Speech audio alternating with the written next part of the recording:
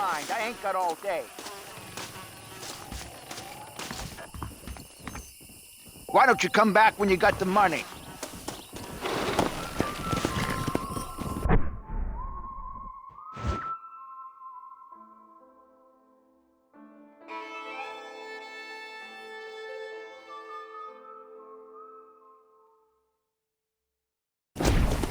Come!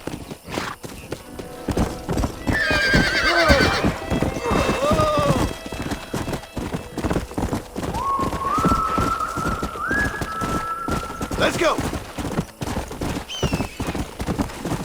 Come on!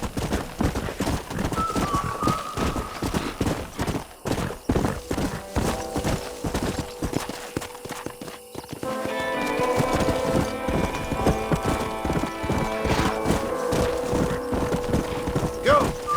Easy.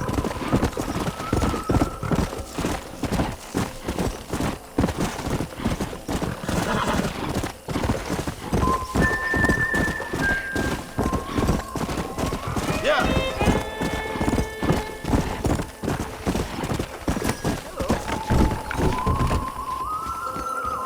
You can afford to lose some of them ugly fingers, can't you?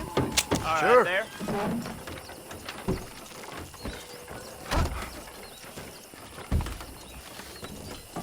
Great. What's your bet then? Sure. This is what Let's you're bet. up against. I heard Mr. Wilson's got a damn tiger up in his barn. Tiger. Good. Seen it on the five- Not good enough. Boy! You're lucky. That damage don't look permanent. Howdy.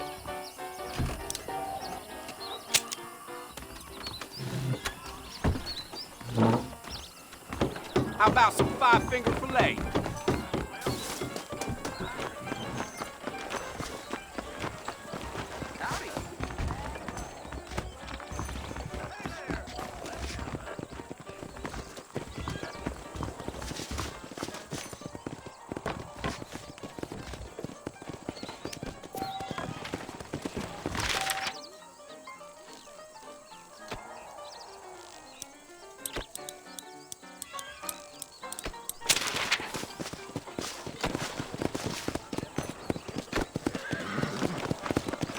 Hey.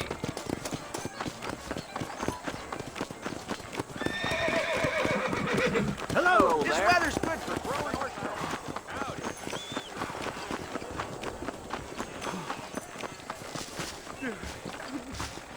I let her down. Mister.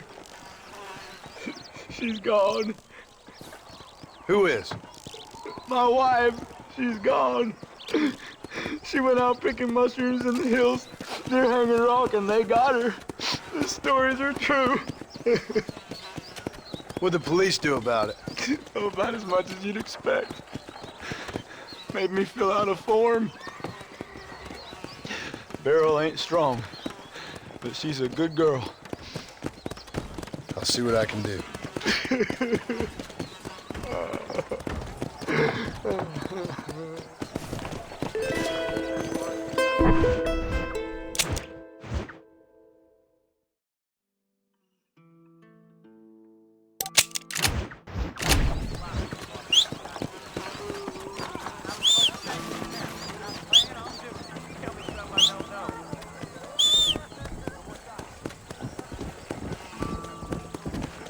Hey, how's it going?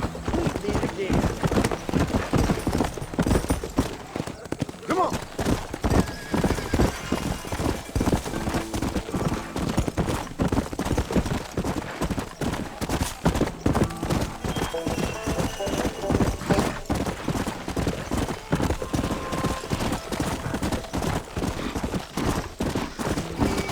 Let's go! Yeah!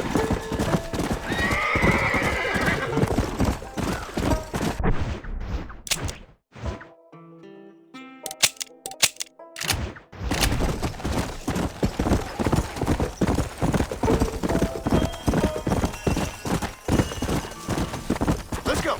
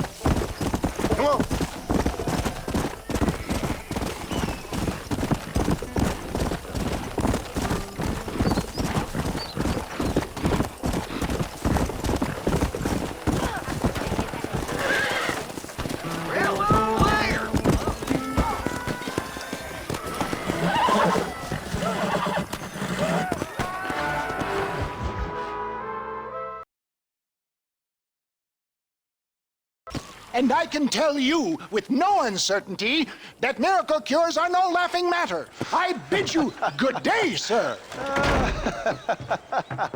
Oh, Mr. Marston, good to see you. How have you been keeping? I'm well, Mr. Mr. West Dickens, Nigel West Dickens of Eastcheap, London, New Waverly, New York, and Armadillo, New Austin. At your service. At my service. At everyone's service. At the service of science, of knowledge, of life. How your wounds? Much, much better. But then they would be. Would be. I know a cure for all ailments, Mr. Marston. Ah, I'm sure you do. And I'm sure for just $2 an ounce, I could live forever. Oh, but for you, sir, I do a bulk discount rate of $1.95 an ounce. As long as you buy 100 ounces or more. That's a lot of immortality. Give it up, old man. That's Mr. West Dickens to you, boy. Give it up, old man. Listen, Marston, I'm broke, but this stuff is good. It works. I need a healthy young man like you. Come along, and let's ride over to my newest customer at Ridgewood, and I'll explain while we go. Okay. All right, John, let us make haste for Ridgewood Farm.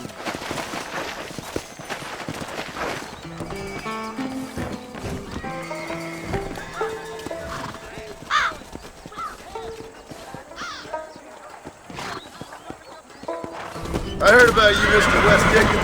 And I about you, John Marston. Hoodwinking the weak, gullible out of their hard-earned money. Get back on the road! We'll have nothing left by the time we get to Ridgewood. My dear boy, it is you who is gullible, if I may be so bold. Stay on the road! You're going to destroy the merchandise! For heeding such ill-informed You're scuttlebutt. as full of wind as a horse with the collar. I have been blessed with the gift of language. For the love of God, try to stay on the road! And for that, I will not apologize. But the West Dickens elixirs speak for themselves. My thousands of happy customers attest to that. If my tonic is such a sham, how do you explain the fine fettle in which you find me? Last time you saw me, I was knocking at death's door. You should thank the doctor for that. I reckon you were acting it up worse than it was. Act I can, John. A more convincing Othello there has never been. Get back on the road! We'll have nothing left by the time we get to Ridgewood. And so shall you, the fair Iago or Cassio. I don't like the sound of this. Showmanship, John. The flourish, the borrow. We are operating in a competitive marketplace. Our product must stand out. And how does this involve me? We're going to use your God-given talents to our advantage. I'm really starting to I'll regret drop this. you off at the outskirts of Ridgewood. That way it won't look like we came together. Once I'm set up, saunter nonchalantly into the crowd that is sure to be forming. Eventually, I will call you up to try my tonic. After extolling the virtues, I will have you perform a few feats of wonder to amaze and impress the king. Such as? Oh, nothing out of the ordinary for a man in your line of work, I assure you. Best you alight here, dear boy, so no one sees us arriving together. See you shortly, and remember, showmanship.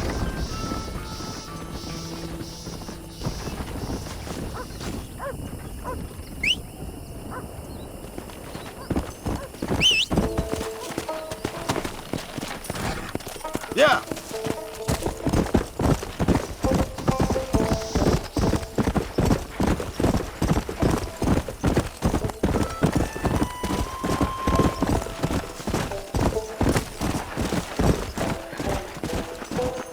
What do you want to tell me that for? Friends, hard-working souls of Cholla Springs, gather round, gather round. Do you suffer from rheumatism, lumbago, acute chronic sciatic, neurologic or inflammatory pain? Well, I represent the only company that makes the genuine article that cures headaches, neuralgia, earache, toothaches, backache, swelling, sprains, sore chests, swelling of the throats, contracted cords and muscles, anxieties and ravaged nerves, stiff joints, wrenches, dislocations, cuts and bruises, and it adds vitality and vigor to the healthy man. But can you prove it, old man? Oh, I'm sure there's some customer here who could prove the qualities of it by taking a drink right now. You, sir, come up here. Step right up.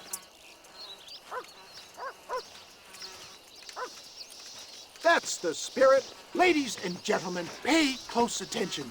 This poor, wretched volunteer, entirely unknown to me, will demonstrate the effects of Dr. West Dickens' own patent tonic. Be you a cowpoke or athlete, this miraculous elixir developed with the wisdom of the East keeps the muscles supple and relaxes the cords. It loosens the joints and gives a feeling of youth and vigor to the whole system. Not possible, I hear you say. Well, doubt no longer. Faith can move mountains, but I ask not for faith. I am a man of science, and today science will be vindicated. Your eyesight is greatly improved. Is that not so, friend? If you say so. That's right, it is. You heard him. What a good sport you are, sir. Now, gaze over yonder at that porch. If you squint, you may just be able to make out the skull that's hanging there.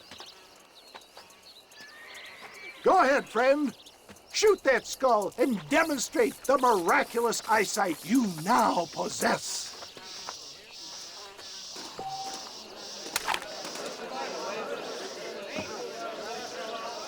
Remarkable! The eyesight of an eagle, granted by imbibing Dr. West Dickens' own patent tonic. Anybody can make that shot. This man is a fraud. If your eye's so damn sharp, why don't you try shooting my hat out of the air? My friends, our test case has been challenged to shoot a gentleman's hat out of the sky above our heads. You can fool these people, but you ain't fooling me. Right. Let's just see how sharp you is with a moving target. Get ready to shoot that hat.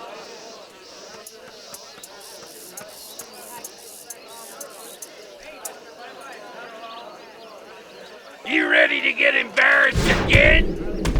Have you ever seen such an eye? Behold the power of the elixir plucked out of the sky. Hey! Hey! What? You think you can put a hole in a man's hat and just walk away, do you? It don't work like that around here, mister. Come on! Are you a man or not? A challenge of battle has been offered to our volunteer. Look at him! The tonic is coursing through his veins!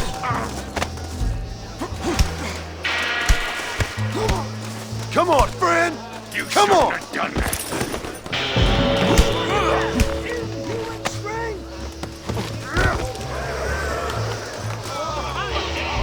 There it is! Skeptics and dissenters, irrefutable proof!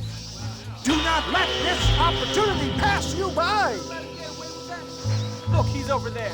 Go get him. This ends now. Watch out! He's got a gun! Who the hell do you think you are?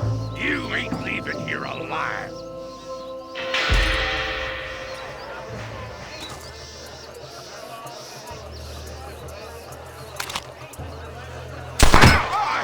Marvelous shot, dear boy! The kind of deadly accuracy that can only be afforded by the West Dickens elixir. Come, I have plenty for all. You'll be fine. Get out of my way. Hey, where are you going? I want a bottle. Get me a bottle, please. One of them, right? No harm in trying one bottle, I suppose. Well, I think that went kind of well, don't you? I'm just glad that my normal job involves either chasing after cattle or murderers. Not the likes of you, mister. Don't be like that. Now, if you'll excuse me, I'd like to say my goodbyes, head on back to the real world. Wait, sir. I've been thinking about your predicament, and I think I may have an idea. I've been thinking I could be your cunning Odysseus. Beware of the Greeks bearing gifts, sir. Williamson had better beware. We will make them into Trojans. I don't rightly get you. I want you to go and see my old friend Seth. He can come across as a little curious, but I'm sure you two will get on. He's most often found at Coots Chapel. He's very devout. Why see him? Because between him and me, we can get those gates to open for you, and you can walk right in, just like in Homer's great Trojan yarn!